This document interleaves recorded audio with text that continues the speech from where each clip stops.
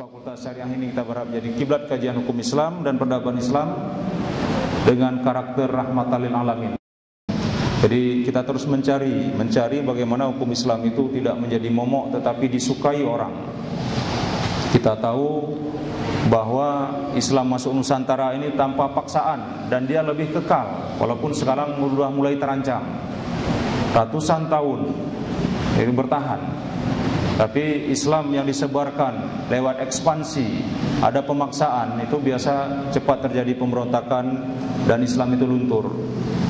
Ini perkembangan ekonomi syariah di negara-negara minoritas Muslim. Menurut Habibullah Khan tahun 2009, dia katakan Islamic banking and finance has been expanding rapidly since its launch in the 1970s.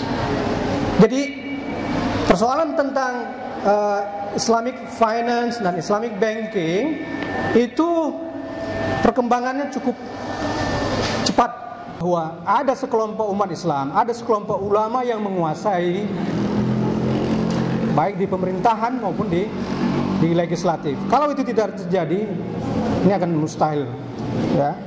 Jadi hukum Islam itu, kalau yang sekarang itu yang tersisa hanya hukum keluarga, kita khawatir nanti hukum keluarga ini tak ada lagi. Tak ada lagi hukum keluarga itu. Yang jadi apa yang tersisa, Pak? Nggak tahu kita. Syukur, syukur, syukur ya Allah.